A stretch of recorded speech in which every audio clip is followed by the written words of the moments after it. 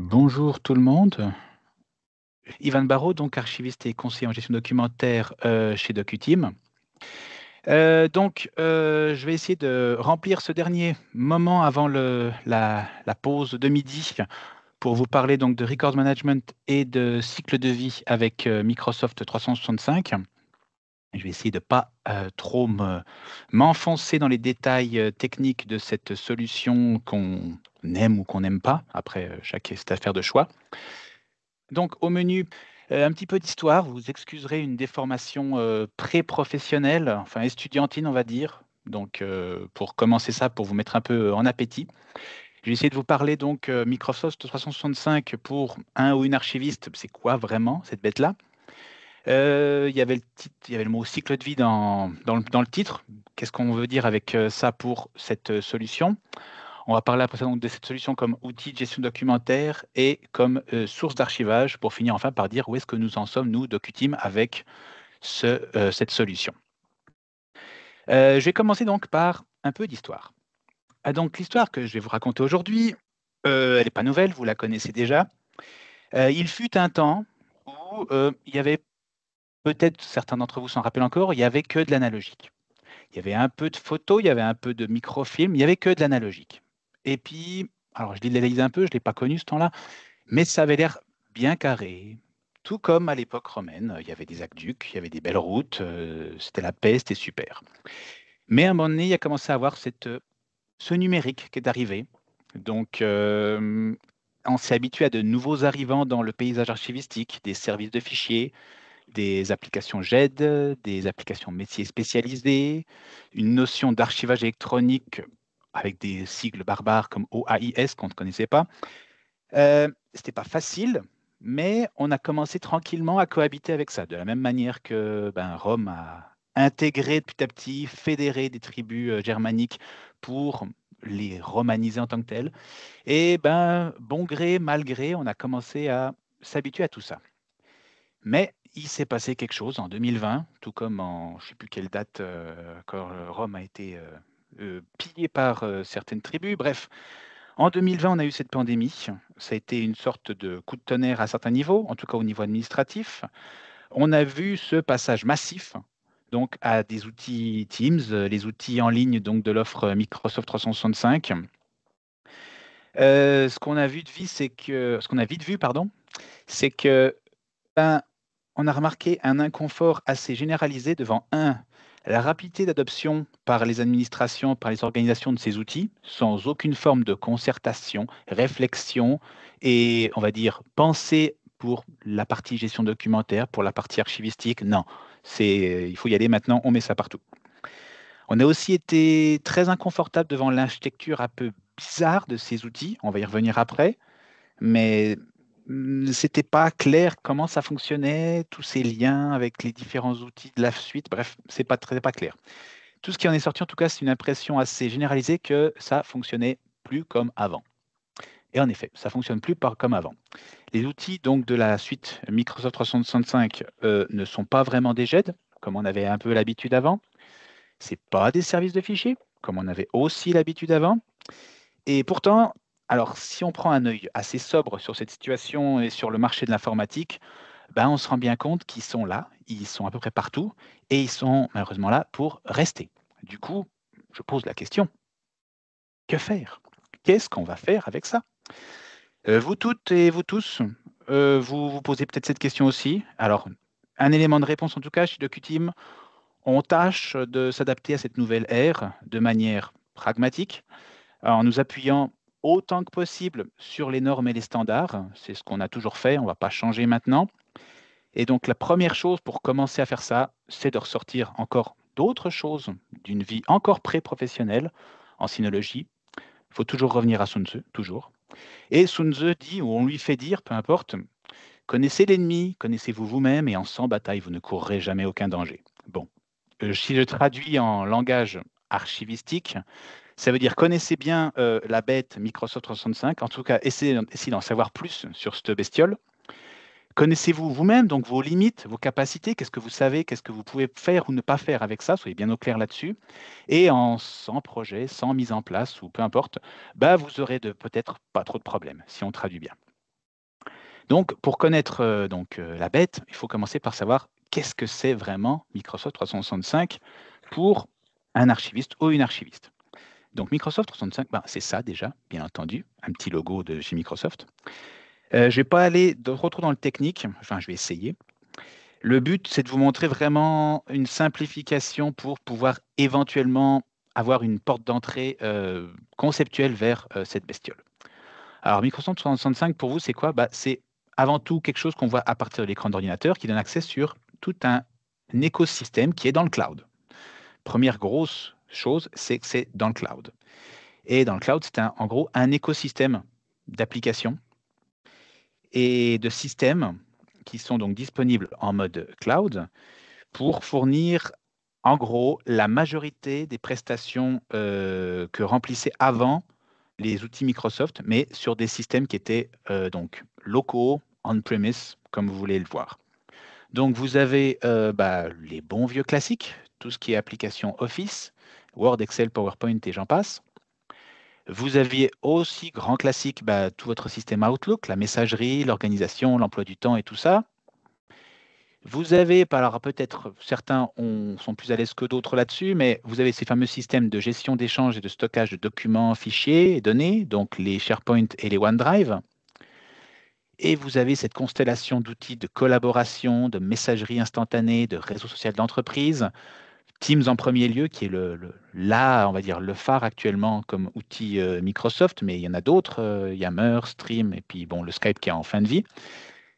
Et au milieu de tout ça, vous avez ce qu'ils appellent l'ex-Compliance Center ou le Microsoft Purview, qui est une centre de gestion centralisé qui permet de, on va dire, définir certaines règles et de les appliquer à différents environnements de manière assez, alors, je dirais pas automatisée, mais de manière assez large, plutôt que de faire un peu de paramétrage ici, un peu de paramétrage là, un peu de paramétrage là, vous pouvez faire du paramétrage dans ce truc centralisé et l'étendre à d'autres outils. Je ne vais pas plus loin sur cet aspect technique. Avant d'aller plus loin, j'aimerais attirer votre attention sur quelques points de ce schéma. Alors, de manière générale, il y a peut-être, vous l'avez remarqué, une impression un peu fugace de bazar généralisé. Les liens se font entre plein d'applications, entre plein d'espaces, entre plein de serveurs. Depuis Teams, vous accédez à des données qui peuvent être dans Outlook, mais qui vont peut-être aussi être dans SharePoint. Mais bref, pour une personne en tout cas, je me prends pour exemple, qui aime les choses bien claires et bien carrées, c'est pas gagné ce truc-là. C'est vraiment pas gagné. Et l'autre aspect, c'est que comme tout cet écosystème vient généralement s'ajouter, parce qu'on peut dire on va remplacer ce qu'on a déjà, mais on remplace jamais ce qu'on a déjà vraiment. C'est très rare. On en ajoute quelque chose en plus. Donc comme ça vient rajouter une couche aux outils existants, je trouve que c'est encore moins gagné pour cet aspect de clarté et de facilité d'accès. Deuxième point, c'est pour la partie qui nous concerne le plus aujourd'hui, à savoir vraiment nous autres archivistes et archivistes, la partie, on va dire, documentaire. Donc vraiment, les éléments qui contiennent vraiment des documents comme on les pense de manière classique, donc vraiment les Outlook qui contiennent les emails, les SharePoint, les OneDrive, a priori les Teams. Même là, le niveau de complexité a augmenté par rapport aux applications JED auxquelles on était habitués. Du coup, c'est encore un niveau de plus qui n'est pas évident à appréhender. Troisième point, oui, ça s'affiche, magnifique. C'est malheureusement le moins rassurant à mon sens. Ce n'est pas n'importe qui est derrière cette solution, qui la fournit, qui la pousse. C'est une société que donc, je ne la nommerai pas ici, vous la connaissez toutes et tous mieux que moi. Mais en tout cas, on va la qualifier de majeure au niveau mondial. Elle arrive avec une vision, avec un agenda bien à elle, entre guillemets, du travail documentaire. Et alors que cela nous plaise ou non, ça, je laisse chacune et chacun libre de ses opinions par rapport à ça. Mais en tout cas, ce Microsoft 365, tout ce gros bazar, c'est là. La plupart de nos clients l'ont d'une manière ou d'une autre, des fois même sans le savoir, je pense nous inclus. En tout cas, elle est là, elle va rester là. De facto, ça remplace progressivement les anciens serveurs de fichiers comme, en gros, l'unique repository qui contient des données non structurées. Et ça va le rester. Donc, constat final, en tant qu'archiviste, en tant que records manager, on doit s'y attaquer avec pragmatisme et méthode. C'est ce qu'on essaie de faire chez DocuTeam. Comment on le fait? La première chose à faire, c'est de se rappeler, le cycle de vie dans tout ça, il est où? Bon, il est là. Si je reprends ma petite histoire du début, l'Antiquité, elle avait quelques notions de latin, elle avait quelques principes pour essayer de romaniser, républicaniser ou impérialiser, je ne sais pas comment on dit, ces différents tribus germaniques, ces arrivants, pour les fédérer. Nous aussi, on a des principes qui nous arrivent d'avant et qu'on doit utiliser pour faire face à cette vague Microsoft 365. Le premier, donc, c'est le cycle de vie. Alors, un truc classique, c'est que tout est possible, ou presque, avec Microsoft 365, sauf à en faire un système d'archivage électronique pérenne. Ça, par contre, c'est pas possible. Enfin, pas encore. Peut-être, mais ça, bon, c'est à mon avis pas le but. En tout cas, tout est possible. On peut l'utiliser comme un système de collaboration et de, je mets les guillemets, productivité. Ça, c'est la propagande documentaire Microsoft ou la documentation propagandiste de Microsoft. Vous voyez ça comme vous voulez. Mais en tout cas, c'est de l'utiliser, en gros, le cantonner à la phase active. Et on le lie à une GED ou à autre chose pour la conservation probante durant la phase intermédiaire. Et après ça, on le fait passer d'une manière ou d'une autre dans un système pérenne, conforme au AIS. Une autre option, c'est qu'on l'utilise à la fois comme système de collaboration et comme GED probante. Ça reste possible, donc un seul environnement pour la phase active et semi-active. Et ensuite, on passe d'une manière ou d'une autre vers un système conforme au AIS. Dans tous les cas, il faut pouvoir faire avec ce Microsoft 365 ce qu'on fait tout le temps, à savoir gérer un cycle de vie pour des dossiers sur la base d'un plan de classement enrichi de règles de conservation, pour en faire au final des exports structurés selon un schéma, on va dire, standard. Il y a deux défis majeurs pour nous.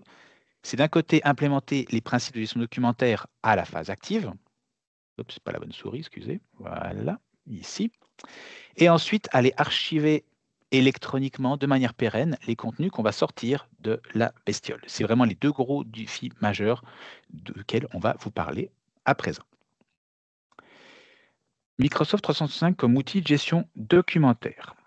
Alors, la conformité. Le premier aspect, c'est toujours cette conformité. On entend beaucoup dire, alors les Néo-Zélandais l'ont dit, les Australiens l'ont dit, les Suisses ne le disent pas ouvertement, mais quand on regarde la norme Gever et on regarde Microsoft 365, on se rend compte que non, on n'y est pas.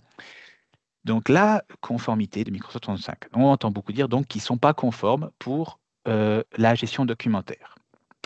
Je dis, attention, l'outil principal qu'on a actuellement, le service de fichiers, il n'est pas plus conforme à la base à ces principes de gestion documentaire. Mais on a tenté, par des moyens organisationnels et techniques, de, on va dire, augmenter d'un cran la conformité de ce service de fichiers pour en tout cas avoir des choses un peu plus potables, un peu mieux structurées. Donc pour Microsoft 365, c'est pareil, pas conforme, mais on va dire que plein de choses sont prévues en tout cas sont disponibles dans la suite Microsoft 365 pour essayer de tendre vers cette conformité. Je vais parler dans le détail, mais vous avez donc ces groupements de documents qui s'appellent document sets qu'on peut utiliser pour jouer au dossier. Ces fameuses étiquettes et politiques de rétention qui permettent de mettre des sorts finaux et des règles d'archivage sur des objets ou des espaces. Toute la gamme de la métadonnée en fait peut être donc paramétrable. On peut en mettre plus ou moins, choisir lesquels on veut mettre sur quels objets. L'architecture donc des espaces, ces fameuses bibliothèques qui contiennent les documents, l'architecture est très modulable. On peut un peu en faire beaucoup ou pas beaucoup, les structurer selon différentes règles. Les flux de travail qui permettent de passer les documents d'un stade à l'autre ou alors de les éliminer, de les archiver, ils sont aussi paramétrables. Et il y a ce fameux centre de gestion centralisé qui permet de dire que on peut centraliser ces règles et puis les distribuer à l'ensemble de notre environnement. Ceci dit, comme je dis, je vais pas aller dans le détail à ce point-là, mais je vais retenir deux aspects cruciaux actuellement pour tout ça. Le premier, c'est la recette. La recette, actuellement, il n'y a aucune recette miracle. Il y a des recettes sur le marché, mais on en est clairement à l'élaboration des premières recettes. Donc, on se réfère toujours, nous, de notre côté, aux exigences de base pour les RMS du point de vue archivistique données par le COSTECO. Et plus largement, on garde les yeux ouverts pour voir qu'est-ce qui se fait actuellement au niveau du marché, pour voir quelles implémentations se font, est-ce qu'elles réalisent ces exigences ou pas.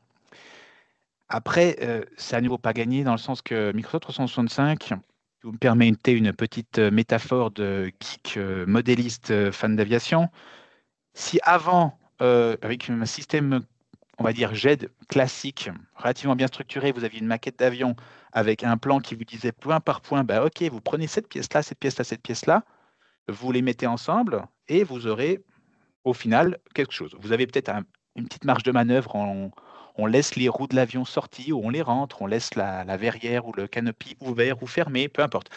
Mais grosso modo, c'est très bien cadré. Avec Microsoft 365, vous avez un paquet de pièces détachées et vous avez quelques règles disponibles sur Internet, hein, il n'y a pas de plan, qui vous disent avec le lot de pièces là, vous pourrez faire des ailes. Avec le lot de pièces à côté, vous pourrez faire votre fuselage. Puis après, débrouillez-vous. Vous êtes libre. C'est un peu vraiment l'impression que ça donne. Donc, actuellement, pas de méthode précise, des gens qui expérimentent et bah, au fur et à mesure qu'il y a de plus en plus d'expériences qui arrivent, ben, on va peut-être avoir une recette qui va marcher. L'autre aspect qu'il faut voir, et ça c'est peut-être plus nouveau par rapport à des jets classiques, c'est qu'il faut une expertise un peu plus technique qui vient se mettre entre le fournisseur de l'outil et le resource manager qui arrive avec ses exigences métiers. L'expertise, donc, elle est plus technique pour mettre en place donc, ces environnements Microsoft 365.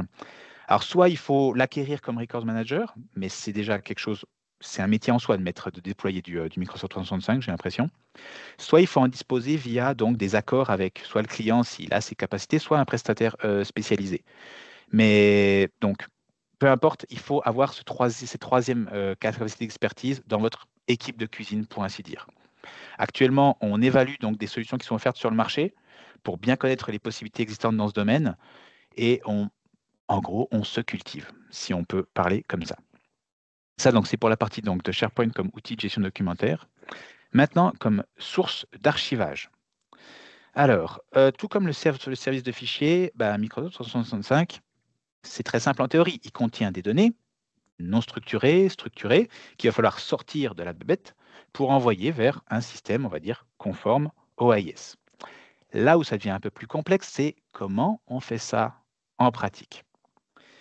Donc, il faut utiliser les capacités existantes et les interfaces standardisées qui viennent avec Microsoft 365 pour développer une méthode de création de SIP. Le connecter ensuite avec des outils d'archivage conformes, s'ils existent, et bah, faire ce transfert petit à petit.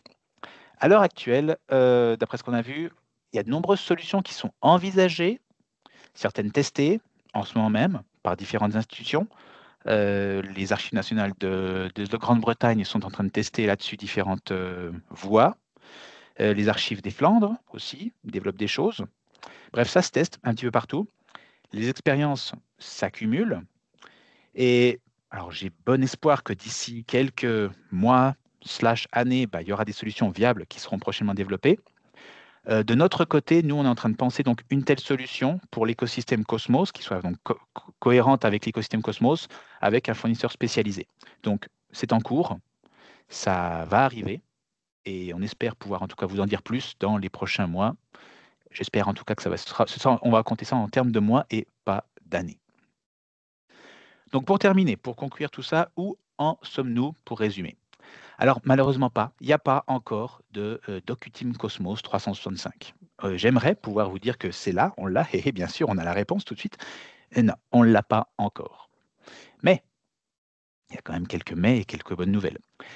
Actuellement, on compte plus d'une demi-douzaine de projets qui sont en cours ou en phase de commencer, pour lesquels donc, ces deux questions doivent être résolues. Donc, organiser des systèmes de gestion documentaire aux phases actives, intermédiaires, avec Microsoft 365, qui soient conformes à nos principes, et créer des solutions donc, pour archiver de manière pérenne des éléments qu'on va prendre dans Microsoft 365 et qu'on va sortir de l'environnement pour aller vers de l'écosystème pérenne OAUS Cosmos. Dans ces deux cas, donc pour ces projets, on est présent pour aider les clients à avancer sur ce sujet. On est très ouvert actuellement sur tout ce qui se passe, pas seulement en Suisse, mais en Europe, aux États-Unis, avec l'environnement Microsoft 365. Et en tout cas, il y a un gros avantage que je dirais, c'est vraiment cette étroite collaboration qu'on a entre spécialistes de la gestion documentaire et notre équipe d'archivistes informaticiens. Alors pour des plus grosses boîtes, bah, ils sont séparés à différents peut-être endroits de l'organigramme, mais personnellement, moi je trouve ça vraiment génial. Quand je suis chez DocuTeam sur place, je me retourne et derrière mon étagère pleine de boîtes d'archives, entre le tablard du haut et puis la fin des boîtes d'archives qui s'accumulent, il y a une petite bande où je peux voir mes collègues archivistes informaticiens, leur parler, ils m'écoutent et on peut, œil dans œil, se compter nos problèmes et puis justement bâtir des solutions beaucoup plus étroites, beaucoup plus réactives que ce qu'on pouvait faire quand vraiment les informaticiens étaient à l'autre bout d'un côté puis nous de l'autre. Donc ça, je trouve ça vraiment très très précieux et c'est ça qui nous offre qui nous permet une telle réactivité. Voilà, donc je vous remercie beaucoup de votre attention. J'ai tenu le temps. Ouais, j'ai tenu le temps, c'est magnifique.